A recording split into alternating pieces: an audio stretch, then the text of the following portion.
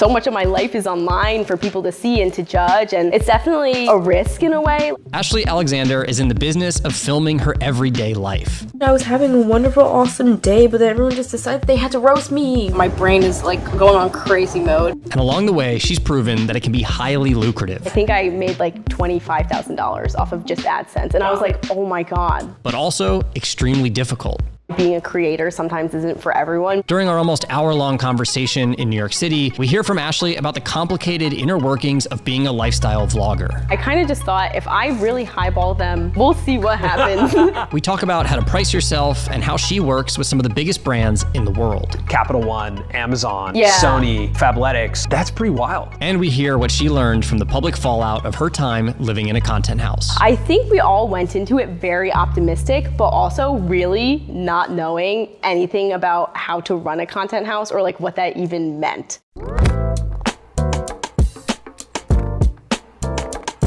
All right, before we get into our interview with Ashley, we want to thank the sponsor of this episode, NordVPN. VPN stands for Virtual Private Network. And using a VPN encrypts your internet traffic and hides your IP address and virtual location. Without a VPN, the connection between your computer and a website is pretty easy to hack. And if you're like us and you use a lot of public Wi-Fi, whether it's at an airport or at a coffee shop, you're really susceptible to being hacked. Not only does a VPN keep you safe, but it also has other perks. Like if you're traveling, let's say you're in Europe and you want to watch shows from America, you can actually just change your location on the VPN to the US and log into Netflix or YouTube like you're in the US. But also if you're here in the US and you want to watch like a European show, you can also just poke around and be like, what would it be like if I lived in France? What would my io Netflix parlo look like? italiano.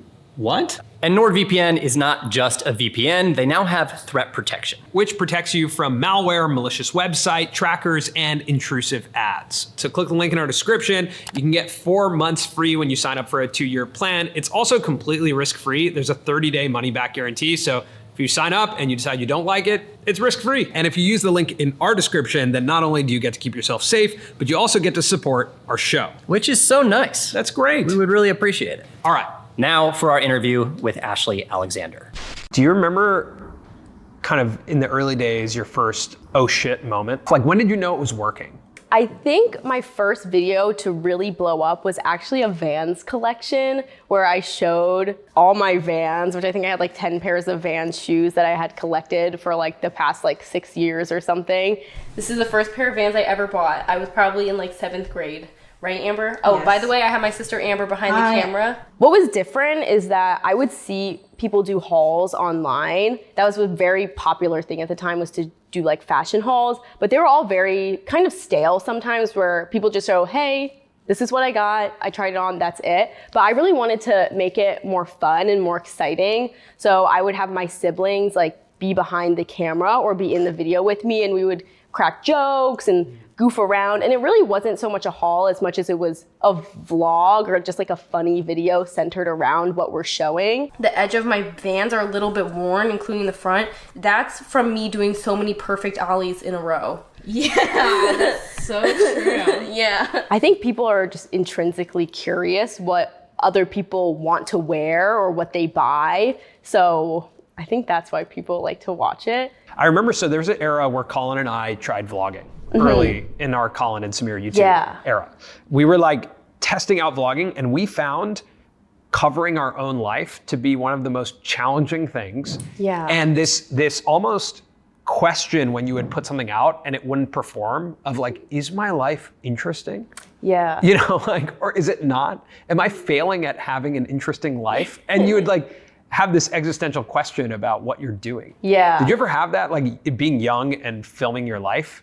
I always, if people ask me for advice about starting YouTube, I actually tell them to not start with vlogs, because I think vlogs, I love them, and I think a lot of other people really love them, so they want to start by vlogging.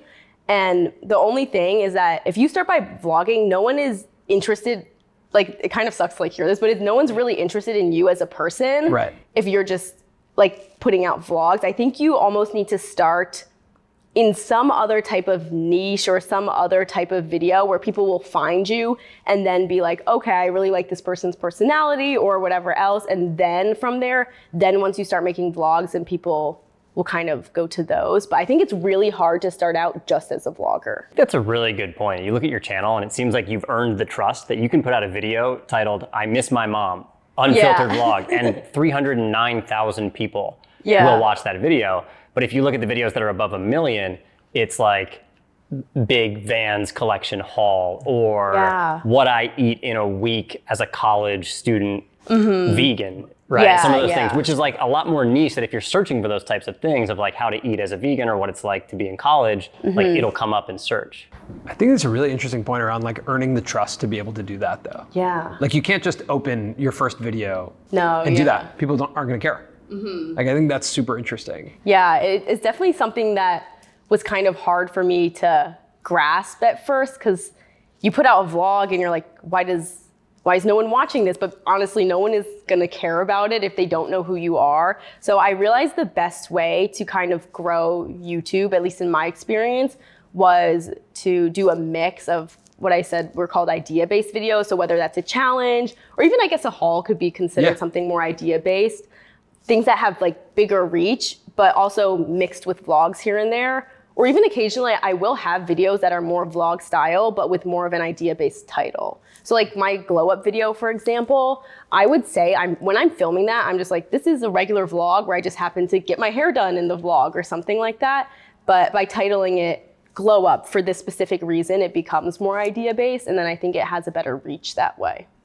There's one of your glow up videos where you change your hair and you have bangs. Yes. And you come home and you kind of have like a tough time with it. People are I like show it to my friends and my family, and some people were like, they're okay. And I was just like, oh, yeah. I remember that's like one of the only vlogs I've ever shown myself crying in.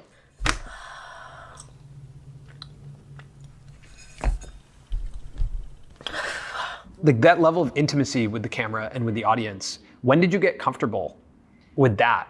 Because that's an incredibly intimate moment to be filming. Right. And like my natural reaction if I'm in that type of emotional state is not, I'm gonna film it. Yeah. You know? I would say in most situations, I would not film myself crying. But in that situation specifically, I was just thinking, I feel like there are so many other girls that have gone through a similar thing. I can't just act like I got my hair done and everyone loves it and I'm happy and go on with my day. I was like, you know what? I feel like it could help someone, honestly, if I just like show how I'm feeling and how this is my genuine like reaction, I guess, to having my hair be done that way. We are moving on, and I'm gonna keep doing my stuff and being successful, and y'all can go be mad. I felt like I was like closer to my community in a way, because I think more people maybe would DM me and like just like show support, I guess, towards me. And it just made me feel like I had a more closer knit community than I even realized. That reminds me of, we had a comedian on the show, Hassan Minaj, and he talked about how like all great art involves risk and confession. He talks about how like comedy is the art of confession, and like the best artists have risk involved. And I think when I watch your stuff and when I was watching that specifically, I thought about that around risk and confession. Yeah. The fact that you are confessing something to the audience, right? And there's a level of risk of putting that on camera and putting it out into the world. Of course. Where you're like, hey, this is not easy for me. I'm having, a hard time with this. And now it's out into the world. And I think that level of risk is what brings the audience closer and has them lean in to say like, she's risking something by putting this out there. So like, I'm with you. I'm like, I appreciate that you're putting that out there. Oh, yeah, thanks. I still wonder though how you separate the two, or if you do at all, like what happens online versus I guess what happens in the physical space in your real world. Because in that video too, you read a comment that says, your hair makes you look too Asian. Yeah. And you're in the video, you're like, what the hell? I am Asian. Like, what's that supposed to mean? What's that supposed to mean? Yeah. Like, it looks bad like that. Why would you change it? I don't know. It'll be like, you look too Asian. I am Asian. What do you want me to do? I'm sure that affects you once you turn the cameras off. Yeah. Like, how do you navigate that of reading a comment like that and then trying to go on and live your day? Yeah, comments are definitely tough, and I think that's why being a creator sometimes isn't for everyone, because I have friends that have been pretty successful as a creator, but then they get a few hate comments and they say, I really actually don't like this. I don't want to create anymore. And I think it's hard, but I've come to the realization that these people don't know me. And I feel like if you have a strong enough idea of who you are as a person, you say, hey, these people do not know me in real life. I feel like I can just look at a comment and be like, that is wrong. That's not how I view myself. I'm not even going to give it like the time of day. So I feel like you have to have thick skin, definitely, to be a creator sometimes. But yeah. You had said in an interview that at the beginning, you knew you were going to make it, that it was going to work out. Yeah. I don't know if that's a common feeling for a lot of creators. Honestly, I think Samir and I, when we started our channel, we felt like that. Mm-hmm. We felt like this is going to work. We're going to make it. Yeah. It wasn't the reality for a really long time. Kind of like hit us in the face. Yeah. Mm-hmm. But I'm curious, where does that confidence come from at the start? I guess this is where my views on like failure as a person are probably pretty interesting. I feel like really consider failure as something that will happen, or I just don't like that word. I'm like, if I try something and it doesn't work, it's not like a failure, or I'm not a failure. I just think it's a learning experience. And if anything, like I got like a little bit further to what I'm trying to do. So going into YouTube, sometimes I'm like, I need to channel this girl again that started YouTube like this, but I literally had no doubt. At that point, when I decided to do YouTube, I really treated it like a job almost, or I really like had the self-discipline to post like 2 or 3 times a week even, because I really wanted to kickstart that channel and really wanted to potentially do it as a job, and just went like full confidence into it. So I would imagine with the Vans video, AdSense probably kicked in at that point a little bit. Actually, so I got like no AdSense from that video, because I remember it was a time when YouTube was taking forever to monetize people's videos. So I did YouTube for a full year before I ever got monetized. And that video never got monetized. Did you do a brand deal at any point in that first year?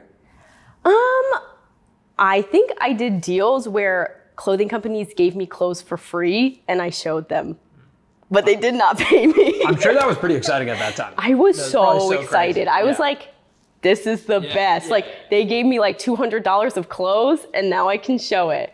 When did the financial part of it go beyond that? When did brands really start coming into the picture? Probably I would say a year after I started doing YouTube. I signed on to like management, so with a talent agency. I think around the time I had 100K subscribers actually. And from there, it was much easier to do brand deals because my manager would field my emails and pitch me and help me with things. And it was a very mutually beneficial decision, I feel like, because he knows what he's doing and he can pitch like me to brands and negotiate deals that are much higher than I would have been able to. So even though he takes that percentage, like the industry standard 20%, I think everyone, like every manager pretty much takes that amount. I still think I get more out of it than if I were to try to negotiate myself. Interesting. Mm-hmm. I'm interested in that. I mean, what you just said, the industry standard 20%. Yeah. I would say that I've heard a lot of different. Wait, really? I think the space is evolving. I don't want to like. Let me negotiate it out there again with the manager, but I think it varies on the amount of service that you're getting from the manager. I agree. Right? Like, if they're really taking care of a ton, if they're helping you maybe hire, if they're helping you, go into other businesses, maybe. But I think like, the reality is as a creator, like your inbox is the funnel of opportunity. True. Right? So it's almost like whoever you hand the keys to your inbox to gets to, and if they're good at negotiating and you like them, then like they can make a whole career out of your email inbox. Right? That's true, yeah. So it's kind of like you do have more leverage than maybe you think on some of those.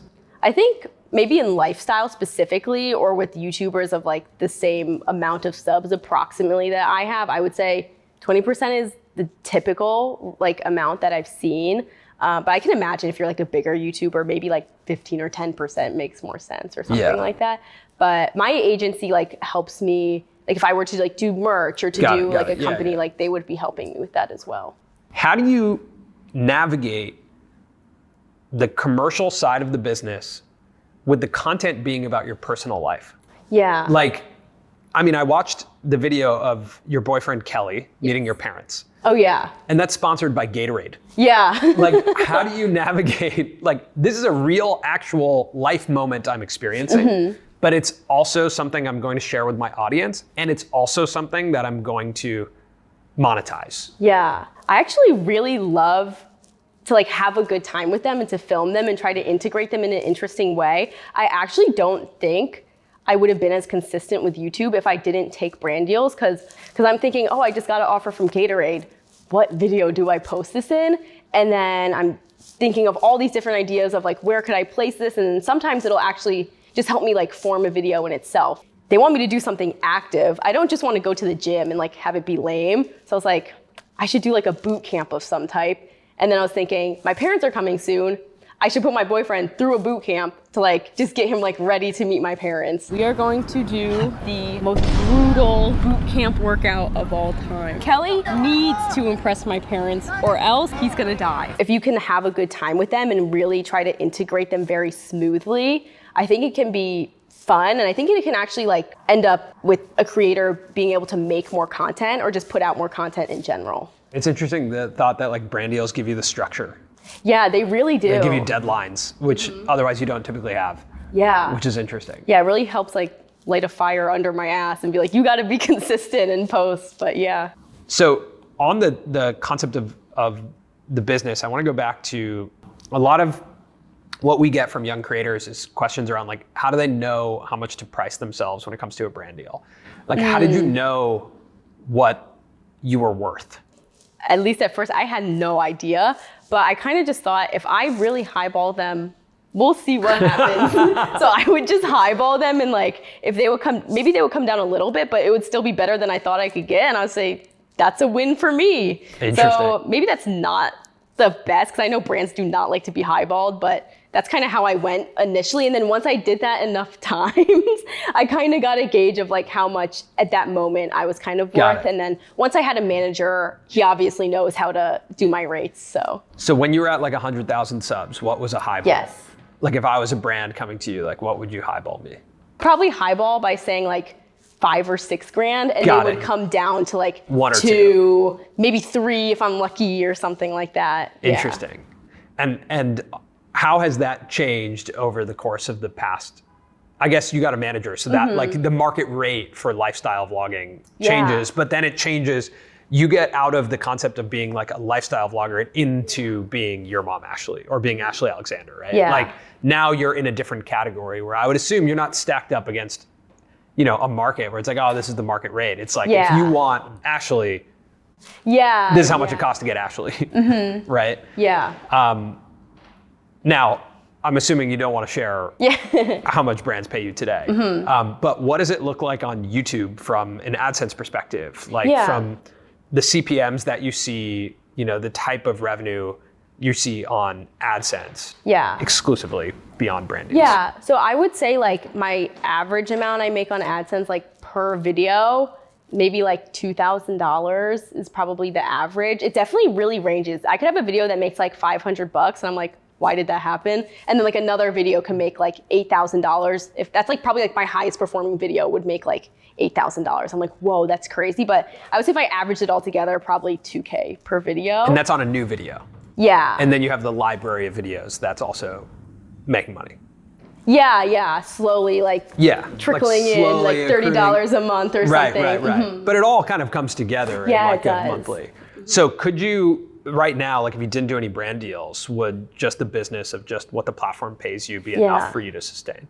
I think it would definitely be enough to just like pay my rent and like have food, but like maybe traveling and things probably wouldn't be as accessible. I think definitely by doing brand deals, I'm able to do more things that I think are exciting for viewers, whether that's going to a new country and kind of exploring, or maybe doing something like for my family or with my family. So I think that by doing brand deals, it definitely opens up like new avenues for new opportunities.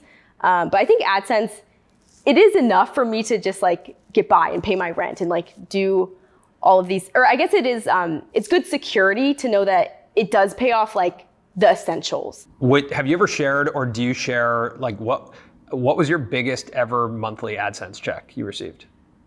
That depends. If I count, because BrandConnect gets sent through my AdSense. Yeah. But if I don't count BrandConnect, I think like last year in December, I was like amazed by like the RPM and CPM that I had. I think I made like $25,000 off of just AdSense. And I was like, oh my God, that's crazy. Really significant. Yeah. And then and that's absent of brand deals. Yes. Which obviously trade higher than that.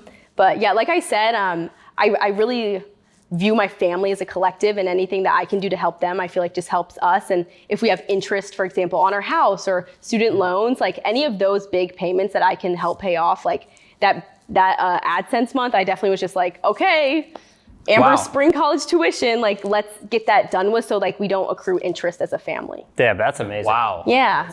That's dope. Is that where you feel like you get a lot of your personal validation in this career? Like, does it From my family? Yeah, from your ability to impact your family. Yeah, I think definitely, like what I'm most proud of with my career is just having been able to like help my family out and bring up everyone as a group and just kind of make life easier, so that maybe now, like my dad, for example, had worked 6 days a week for probably like 25 years of his life. And now he's like, I'll take Saturdays off now because we're more comfortable. So just like little things like that have like really been super helpful. And I feel like my parents are much more at ease. I do remember like going to college thinking like, literally like, how are my parents gonna pay for my tuition, my siblings' tuition? I'm like calculating, I'm like, there's literally no way. Like we'll just have student loans like forever and ever.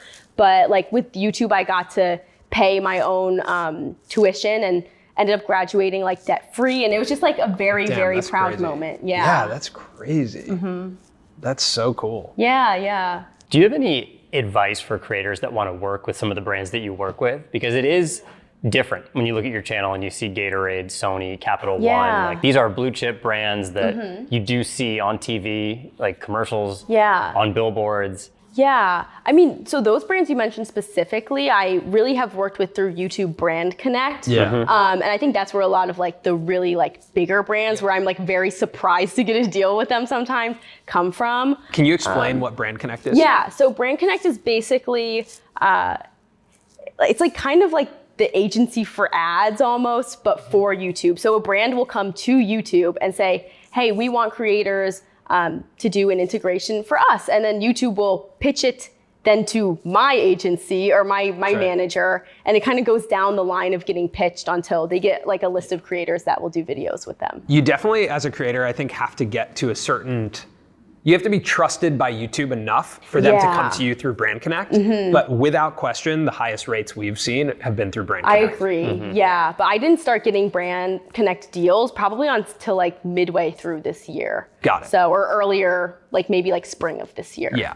There's definitely more restrictions in what you can show when you work through their agency. We talked about that on a recent podcast. Like I noticed also in your video with Kelly, like everything's blurred out. And that's why I turned to Colin and I was like, this is BrandConnect. Like this. As a creator, you can tell. Yeah, you can tell when it's BrandConnect because of how restrictive it is. Yeah, it's not super interesting in the video, but if you watch that video closely, every single logo is blurred. Like you probably can't tell, but like my dad had like a little logo on his hat, a little logo on his shirt, and they're gone. No, we're familiar. Yeah, I watched. I was like, once I saw that, I was like, oh, this is it's extra work. Yeah, I think it's good for creators to know though that generally those rates will be higher, but it may be more difficult to make. Yeah, I think you kind of, those deals are ones that you get once you're pretty established as a YouTuber. But I think just to get connected with those brands, I mean, if they have events, even if it's non-paid, I think it really is helpful to just go to events and to talk to other people, and even like DM brands that you want to work with. I think a lot of people are afraid to reach out themselves or just assume if I want to do a deal, it'll come into my inbox. But sometimes brands, like you can pitch them an idea or say, hey, I really love you guys. Would you want to do a video together? And like maybe they don't respond, but maybe they do. Is there an example where that's worked for you? There's definitely been like brands where I'm like, would love to collab with them. Like there's a bikini line that I like love to wear. And I was like, what if we do a bikini line together next year? So I like DM them about it, and like, that might be something I try to work on next year, but yeah. Got it, cool. I do think that's really good advice. A lot of times it's just about finding someone at the company and creating a connection with them. For us, I mean, we went to 3 or 4 Samsung events and just got to know the people before we actually had a deal. Oh, really? Okay, Yeah. cool. Because I feel like you guys are like the Samsung guys. That's right. Yeah. We are the Samsung guys. Yeah. So I'm curious, like right now in the industry that we're in, it is predominantly male. How does it, like, how do you navigate being a female in the industry? Does that play into anything? Like, what is that experience like? Yeah. I mean, I feel like from like a YouTube perspective, I kind of feel like it is kind of like a more even playing field in a way, because I do feel like it's really based on personality just as a person. But I think outside of YouTube, when I talk to people in a business setting, I have a lot of like YouTube girly friends that make aesthetic vlogs, and you would not know that behind the scenes they're investing in property, they're buying houses, renting it out to people, things like that. And I think it's just like less known, or I feel like I see some girls get a little like less respect about their business ventures, or even it's very interesting. I feel like how it's taken online for girls to talk about business. I think a lot of times once you start talking about business, it becomes unrelatable. But I think when I see a lot of guys talk about business, it becomes kind of more inspirational, or, oh, that's so cool. So I think it just gets taken a little bit of a different way, and that's something that we kind of have to maneuver. Does that limit you at all from talking about business, or? I think sometimes I'm a little more like hesitant. Even now, this is probably like the most I've talked about business online, but I think it can be really helpful for people that want to get into the creative space. And I don't want to like gatekeep how like we all grew as YouTubers. So I think it is really cool. I mean, I love what you guys do, and to have a podcast where you can really learn from other creators. It's something that I didn't have when I started YouTube. So something that we didn't have.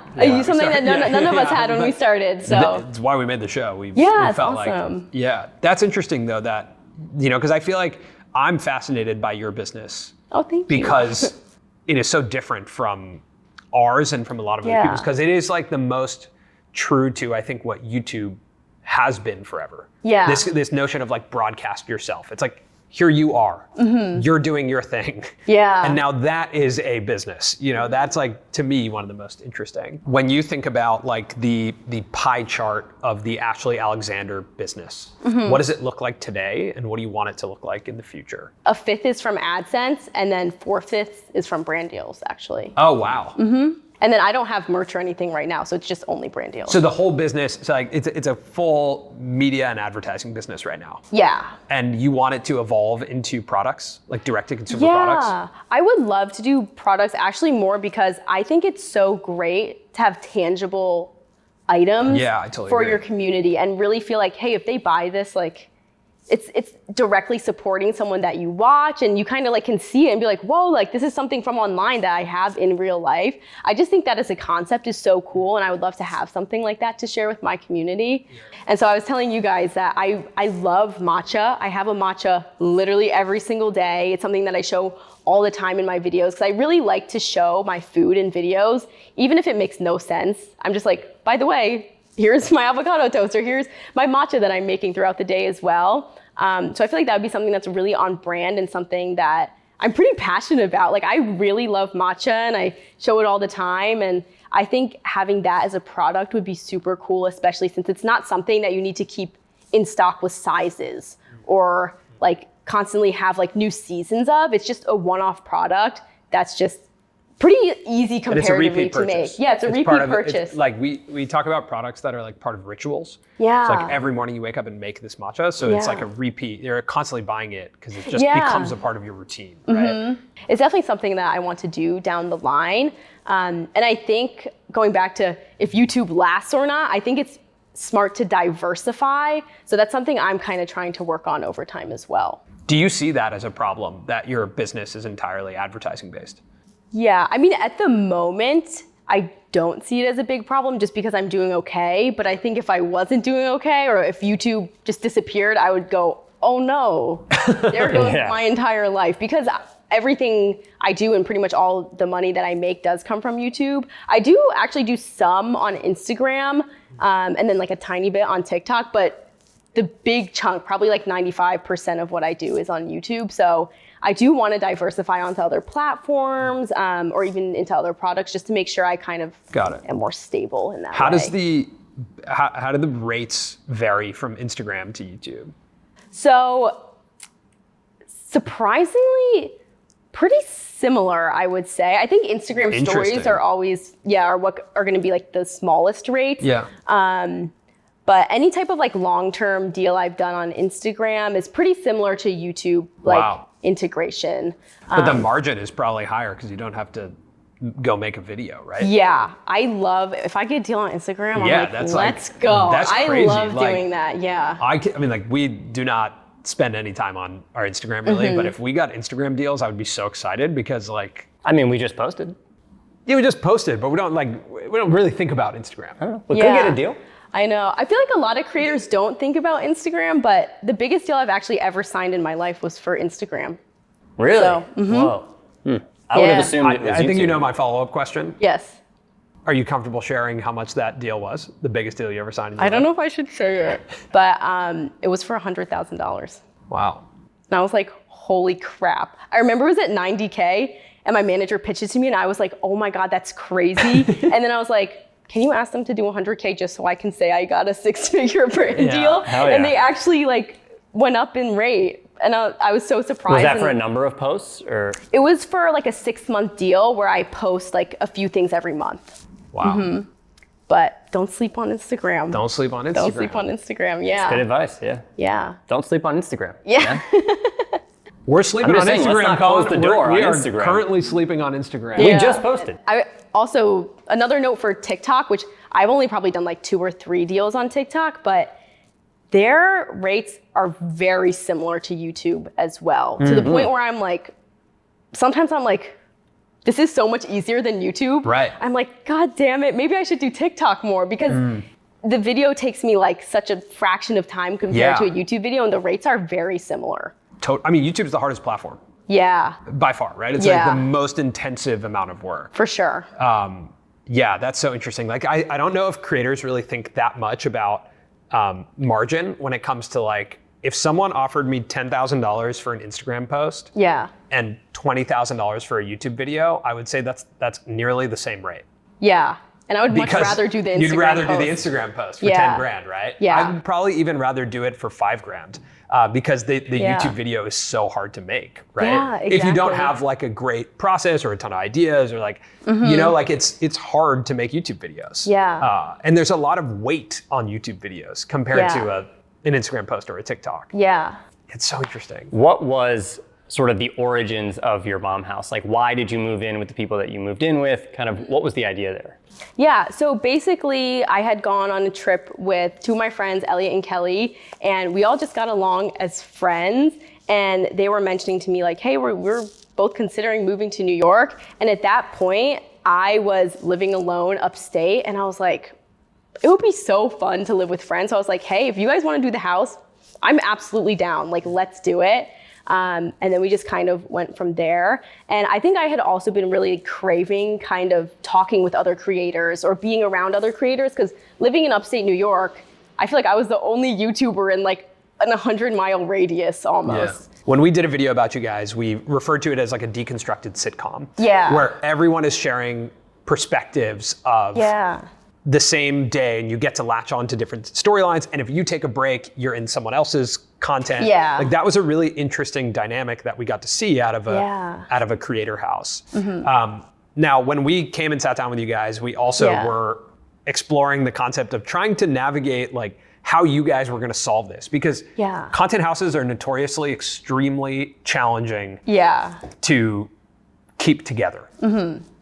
And it is what happened with your mom's house. That is what happened. It didn't really work out, right? Like, how do you describe, I guess, what happened after a year with your mom's house? Yeah, I think we all went into it very optimistic, but also really not knowing anything about how to run a content house or like what that even meant. So at the end of the day, I think communication is a very, very important thing. And I think there was just trouble communicating. And that's what kind of like led to its demise, I guess. I don't want to say demise, because I still feel like it was such like a great house and we all had so much fun. And at the end of the day, I don't think anyone regrets joining it. It was such a learning experience and just being around other creators, like just so helpful to learn how to just grow your channel or to connect with viewers in a different way.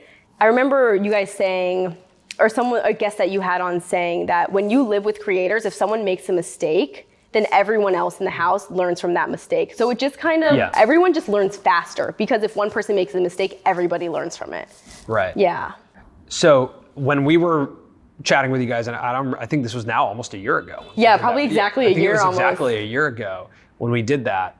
You guys were just starting to make content together. Yes. And prior to that, the concept was, you guys are all living in a house, you all run your own businesses, you get to make content together, but there's no like shared group kind of brand. And around that time, you had just started to make a podcast, you had just started to kind of formulate what the house was. Yes. And a lot of what we were talking about when it came to communication was going into it, recognizing, like figuring out what that business looked like, who owned what was the split, because we've been in the experience of being in business with friends. Yeah. And initially, like you go in and you're like, this is gonna be cool, we're friends, we'll figure it out. Yeah. It's all good. And it's just a classic tale, but everyone has to go through it themselves. Yeah. Where that doesn't pan out like that. Yeah. Everyone has their own expectation of what they're adding to the group. Everyone has their own expectation of what they should receive from adding that. Yeah. You talked about this in your video with Kelly, that there was conversation and disagreement around how equity in the house should be shared.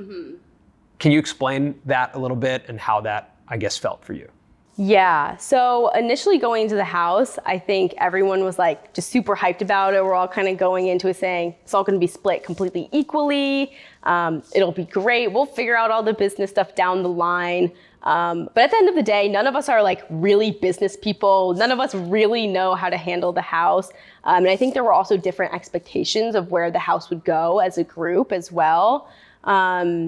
And then I guess just over time, like you said, we had the discussion about equity. What I said in the video with Kelly is that there was like a disagreement about like how the equity should be split. So Elliot had said to Kelly that he wanted to be 50-50 him and Kelly, which could make sense because it was his and Kelly's idea initially, but I felt very left out of that because I kind of felt like, hey, I went into the house with you, and the house wouldn't have existed if it weren't for me and all of the other members. And also just being the only girl in that situation, I was kind of like, it feels like when you're in like a STEM class and like the male professor. I don't know what that it's like if you're in like a comp sci class or like something like that and you're the only girl and then they're like, just like very dismissive of you. So that was kind of upsetting. And then that just led to some like head splitting. And then from there, just like not good. And I think it's easy for things like that to happen when you're friends with people, you agree to go into business, people have different expectations, and then it just kind of blows up from there. So it's a really good learning experience that I think going into any other business ventures, we really need to be very clear and very honest about how we feel like things should be split, like in the beginning. Before you enter into it. Yeah, before you enter into it. And like written down, signed, and agreed so that it's not like, oh, I've changed my mind or something over time. Exactly. It's an uncomfortable thing to do. It is. Because like the energy and the momentum of being like, hey, let's do this is completely cut by being like, hey, I'd like to have this percentage of anything we make in the future. That's like a really uncomfortable thing to do. And we're creatives. Like being creative is all about the energy of a moment and like building on momentum and excitement. And just like, I think that is a huge value to representation in our industry, meaning like having management or an agent or a business manager, like someone who's involved so that you can keep your, energy, your creative energy, but have someone else come in and be like, hey, I think we should own this. Because although you are Ashley, there is a business of your mom, Ashley, right? That exists, that actually now like you have to also be a little bit removed from and protect the business of that. You are moving into a house with a bunch of YouTube creators again. So what are you bringing into this house from the lessons from the last house? Like how do you navigate moving in with a bunch of YouTube creators? So it's not a content house this time. It's more of just friends living together that all happen to do YouTube. And we decided that we think that that's the best way to go about it. If it does become a group thing down the line, we'll see. But I think it's much better to see how our friendships just last by just coexisting and living together first before we get into any other business ventures. But I think what I said on our last episode about you guys was I think you either need to decide to live together or work together. Like I saw it as kind of binary. And from what it seems like right now, you guys are just living together. Yeah. And I think it's clear that if you were to go into business with anyone in the house, you would write something up. Yeah. Right? Like But having gone through what you just went through. It does sound very similar. It sounds similar to when you moved into your mom's house. Like how you just pitched it does sound almost similar. Exactly how you guys pitched your mom's house. But there's no name to this house. No, yeah. I think the difference is really the expectation that viewers have. I think in our move out videos, we outright said, hey, there's no expectation for us to all film together in a group setting. We're just friends living together. And there's no name of the house, or we're not really a collective at the moment. We just all are roommates. Yeah. So I don't think it's gonna have that same pressure for us to all film together, I don't think. And I think I'm still gonna really focus on content as a solo YouTuber, and so will everyone else in the house. So there might be less group content, which I guess is sad for some people, but I think that's the best way to go about it for us. The model, even from a viewer's perspective, does feel similar to me because like your guys' move-in videos, everyone made one. They were released on the same day. It's the same deconstructed sitcom model. Yeah. Right? It's like, we're all moving into a house. I get to see everyone's perspective of it. So it is, no matter what, from the audience's perspective, it's a group. Yeah. Right? And like I'm interested to see a year from now, you know, you guys are at the end of that lease. How did that pan out? Because we are as creators, we're in the business of just ideas. Right. And coexisting in a space with people, you're coming up with ideas together, you're creating things together. Like that is a natural thing to happen. Yeah. But it's also the business of ideas. So there is that business element to it where it's like someone comes up with an idea, someone else does it, and they're like, hey, wait, wasn't that something we came up with together? Yeah. At the breakfast table? You know? Yeah. I think that's the challenge of being in the business of creativity. It's like these are intangible things that are coming out of your head that the concept of ownership is loose. Yeah. You know? And it's kind of confusing to figure out. Yeah, I think the main difference actually is going into the last house, we had this idea that we would have an LLC, and that's where there was the whole talk about equity. But this time, we're not making anything that would need to be split. So there's no LLC in talks right now. We're just all still doing our separate channels. And I think just by not having the LLC and not having to split equity a certain way, I just think we'll all stay friends better. So that's kind of how we're going about it for now. That's good. So in the past year, like not only were you part of a content collective with your mom's house, but you're also in a relationship with Kelly, another YouTube creator. And you guys are also making content together. Yes. You also have a joint Instagram account. Yeah, we do. Cashly, right? Yeah, Is that it's kind of like right? a spam. Yeah, it is Cashly. Okay, that's our ship name, and we made a little spam account where we can just post pictures together, and it's funny. Okay, so what lessons have you learned from, being a part of your mom's house? And do you apply that same logic to making content with Kelly? Like as a collective with Kelly? I think for sure. I think what I realized from the house is that hanging out off camera is more important than on camera, actually. So sometimes Kelly and I will get in such like a groove of filming together that we realize we haven't gone on a date or haven't not filmed in quite a while. So I've realized we really need to schedule things to do together that are not filmed and really make sure that our relationship off camera is very, very strong, and that's the most important thing. And if I could never film with him ever again, that's totally fine as long as our relationship together is solid. And I realize that just the relationships themselves are what matter to me more than anything else. But yeah. Do brands want to book you guys together ever? We haven't. That's one of our goals actually, is we think it would be so fun to do a joint brand thing one day. But we'll see. We have our Instagram. We put the business email in the Instagram if anybody wants to hit us up. But have you guys talked about the revenue share of that business? Kelly and I actually have an LLC. Yeah. You guys have an LLC? Yeah, we do. You and Kelly? Yeah, we do. Oh, wow. Yeah, so you really got, that's now good, from a your relationship perspective. Yes. You guys break up, but you still have a business. I'm not foreshadowing anything. I'm just saying. Not again. I'm just kidding. But, that's so interesting. You guys have an LLC together. We just thought that there hopefully would be opportunities down the line, and we haven't had any, but we just thought we should make an LLC while we're thinking about it in case something ever comes up. So did you and Kelly sign like an LLC contract? Yeah. Wow. Yeah. So it's like a prenup. In a way. Kelly always jokes that he's going to try to not sign a prenup. And I'm like, we should probably sign a prenup. Isn't that smart? And he's like, nah, not me. And I'm like, Kelly. Kelly's just trying to get some of your AdSense. Yeah, he wants some of the AdSense. So when you look at your career now from a solo perspective, you mentioned that Bethany Moto was like initial inspiration, then it was Emma Chamberlain. Now you're in an Emma Chamberlain kind of spot, right? With the connection that you have to your audience, with like the audience that you're building. So is there someone you're looking at now, or what is sort of the guiding light to where you're going next? So as I've grown on YouTube, I've actually realized sometimes it's better for me to not watch YouTube as much, because I think it's really easy to compare myself to other creators and say, hey, why am I not growing at the same rate as they are? So I feel like now I actually am kind of just more doing it just for my own pleasure, I guess, and saying, hey, I really like to make these certain videos and post it this way. Or sometimes I'll even watch my own videos and really use those as inspiration for my videos now. But I wouldn't say there's like a specific person at the moment that I really watch. That's a really good point. And I feel like not too many creators bring that up, that many times your own videos can be the best inspiration. Yeah. I've been saying this a lot lately, but I feel like most times we talk about learning from failure.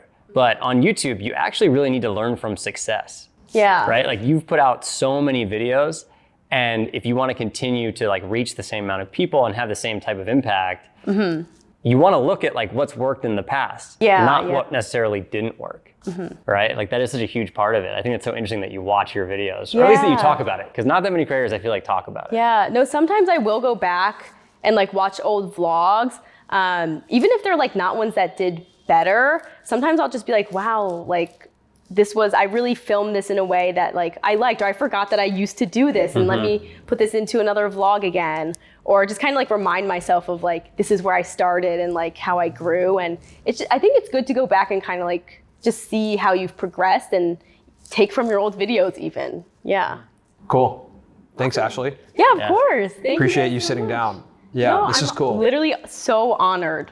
Like I really, really am. I love your guys' videos. Even just hearing you say that is so cool. Like I'm honored that you would say that you're honored. So that's very cool. I do think it's cool though, because I think a lot of people want to be what you are. You know, like the most desired job is to be a YouTube creator. So I think you represent for like the next crop of creators something that they're aspiring to be like.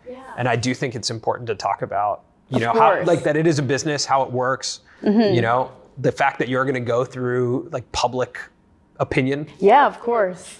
Like people are going to like judge you online. People are going to be all up in your stuff, and that's just the reality of it. Part of the job. Yeah.